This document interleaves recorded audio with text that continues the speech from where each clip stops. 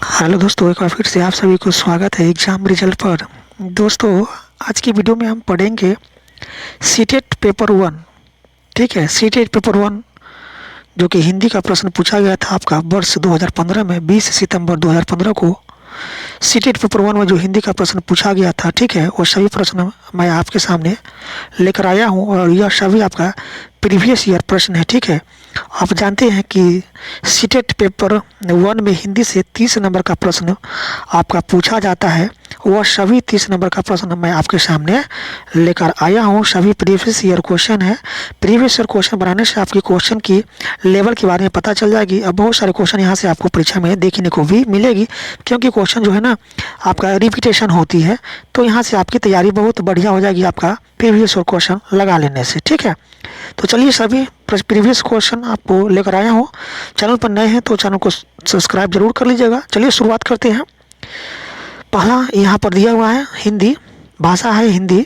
निर्देश दिया हुआ है 91 से 99। नीचे दिए गए गद्यांश को पढ़कर पूछे गए प्रश्नों के सबसे उचित उत्तर वाले विकल्प को चुनिए। आप जानते हैं कि गद्यांश और पद्यांश दोनों से मिलाकर हिंदी में 15 नंबर का प्रश्न पूछा जाता है आपका सीटेट पेपर वन में। ठीक है, तो यहाँ पर गद्यांश आधारित प्रश्न दिया हुआ है। पहले तो हम गद्यांश को पढ़ेंगे, उसके बाद इस पर जो प्रश्न बनेगा उसको हम बनाएंगे। गद्यांश दिया हुआ कि स्थूल एवं बाह्य पदार्थ सूक्ष्म एवं मानसिक पदार्थों एवं भावों की अपेक्षा अधिक के विषय नहीं है। जो व्यक्ति रचनात्मक कार्य करने में समर्थ है उसे भौतिक स्थूल लाभ अथवा प्रलोभन न तुलभाते और न ही प्रोत्साहित करते हैं। विश्व में विचारक 10 में से एक ही व्यक्ति होता है, उसमें भौतिक महत्वाकांक्षाएं अत्यल्प होती है। पूंजी का रचयिता कार्ल मार्क्स जीवन भर निर्धरता से जूझता रहा। राजधिकारियों ने सुकरात को मरवा डाला, पर वह जीवन के अंतिम क्षणों में भी शांत था।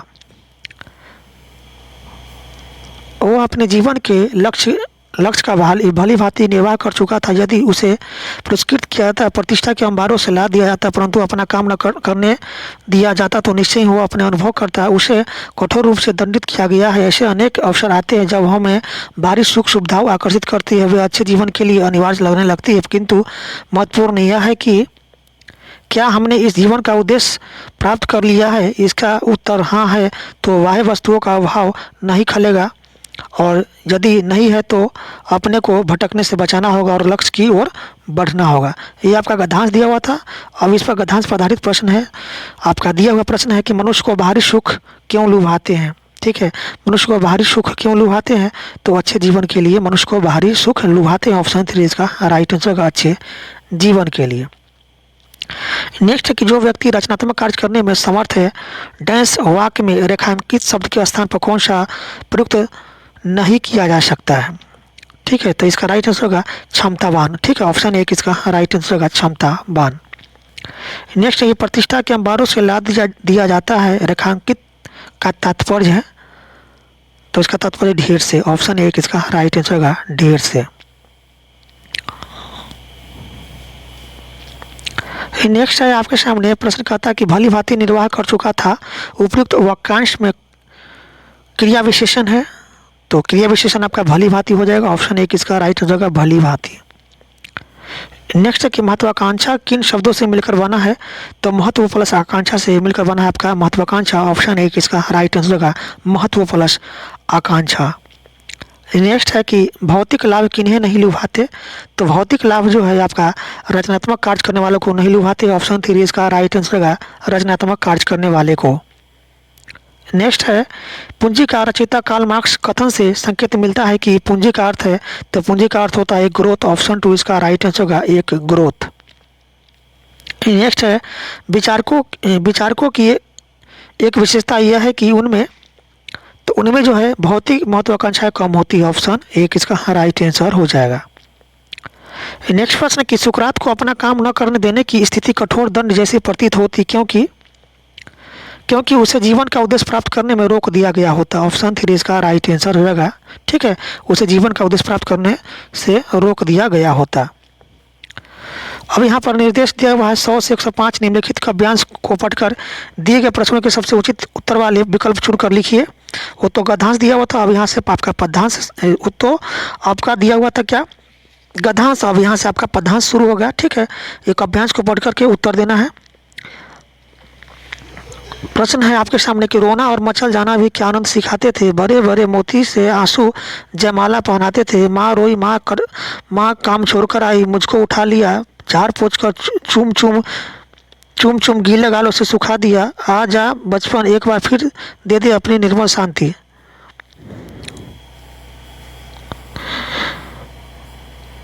व्याकुल व्यथा मिटाने वाली वह अपनी प्रकृति विश्रांति, वह भोली सी मधुर सरलता, वह प्यारा जीवन निष्पाप, क्या फिर आकर मिटा सकेगा तू मेरे मन का संताप।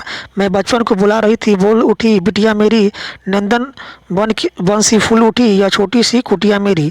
ठीक है, तो ये आपका काव्यांश दिया हुआ था। आप काव्यांश पर आधारित जो प्रश्न है उसको बनाते हैं।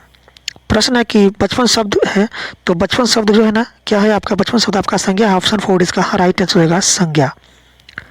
नेक्स्ट है कि नंदन वन सी फूल उठी, या छोटी सी कुटिया मेरी का भाव है, तो इसका राइट आंसर हो जाएगा आपका ऑप्शन 2 कुटिया में आनंद उमर उठा। ठीक है, ऑप्शन 2 इसका राइट आंसर हो जाएगा। नेक्स्ट है कि मिटा सकेगा तू मेरे मन का संताप, मिटा सकेगा तू मेरे मन का संताप, इसका राइट आंसर क्या होगा, तो इसका राइट आंसर होगा बचपन को। ठीक है, ऑप्शन 1 इसका राइट आंसर हो जाएगा बचपन को। नेक्स्ट कि कवित्री अपने बचपन को क्यों बुलाना चाहती है, तो कवित्री जो है अपने बचपन को बचपन के खेलों की याद में बुलाना चाहती है। ऑप्शन 3 इसका राइट आंसर होगा बचपन के खेलों की याद में। नेक्स्ट है कि बच्चे की आंखों से निकलते आंसुओं को देखकर क्या अनुभूति होती है, तो बच्चों की आंखों से निकलते आंसुओं को देखकर हमें अनुभूति क्या होती है, तो प्यार की। ऑप्शन 3 इसका राइट आंसर होगा प्यार की। नेक्स्ट है कि व्याकुल व्यथा मिटाने वाली में प्रयुक्त अलंकार है, तो ये आपका अनुप्रास अलंकार है। ऑप्शन 3 इसका राइट आंसर होगा अनुप्रास अलंकार। नेक्स्ट है कि किसी भी भाषा पर अधिकार प्राप्त करने के लिए सबसे महत्वपूर्ण क्या है, किसी भी भाषा पर अधिकार प्राप्त करने के लिए सबसे महत्वपूर्ण है, तो उस भाषा का अधिक से अधिक प्रयोग करना। ऑप्शन 3 इसका राइट आंसर होगा उस भाषा का अधिक से अधिक प्रयोग करना।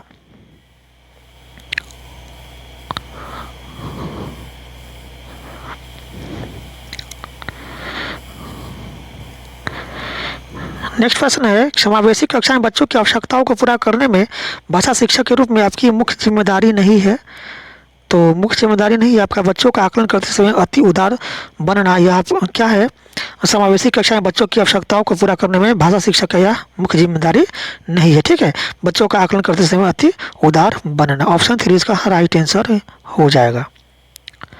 प्रश्न की पढ़ने की संस्कृति के विकास के क्रम में डांस पठन को प्रोत्साहित किए जाने की आवश्यकता है, तो इसका राइट आंसर होगा व्यक्तिक। ठीक है, ऑप्शन 1 इसका राइट आंसर होगा व्यक्तिक। नेक्स्ट है आपके सामने प्रश्न है, प्रश्न कहता है कि भाषा की पाठ्यपुस्तक में सबसे महत्वपूर्ण पक्ष है, तो भाषा के पाठ्यपुस्तक में सबसे महत्वपूर्ण पक्ष क्या होता है, तो इसका राइट आंसर होगा पाठों का उद्देश्यपूर्ण चयन। ऑप्शन 2 इसका राइट आंसर होगा पाठों का उद्देश्यपूर्ण चयन। नेक्स्ट प्रश्न है कि समग्र भाषा पद्धति पर आधारित कक्षा, तो समग्र भाषा पद्धति पर आधारित कक्षा जो होती है यह आपका बच्चों के भाषाई विकास के स्पष्ट समझ पर बल देती है। ऑप्शन 2 इसका राइट आंसर हो जाएगा बच्चों के भाषाई विकास के स्पष्ट समझ पर बल देती है। कौन, आपका समग्र भाषा पद्धति। ऑप्शन 2 इसका राइट आंसर हो जाएगा। नेक्स्ट है आपके सामने प्रश्न कहता है कि विद्यालय के बाहर का जीवन और वहाँ प्राप्त ज्ञान एवं अनुभव भाषा सीखने के लिए आवश्यक प्रेरणा देते हैं, क्योंकि, तो इसका राइट आंसर हो जाएगा ऑप्शन 3 समृद्ध भाषिक परिवेश मिलता है। ऑप्शन 3 इसका राइट आंसर हो जाएगा समृद्ध भाषिक परिवेश। नेक्स्ट है कि पहली कक्षा में प्रवेश लेने से पहले आमतौर पर बच्चे जो है आपका स्व अभिव्यक्ति जानते हैं। ठीक है, स्व अभिव्यक्ति जानते हैं। ऑप्शन 2 इसका राइट आंसर होगा स्व अभिव्यक्ति जानते हैं।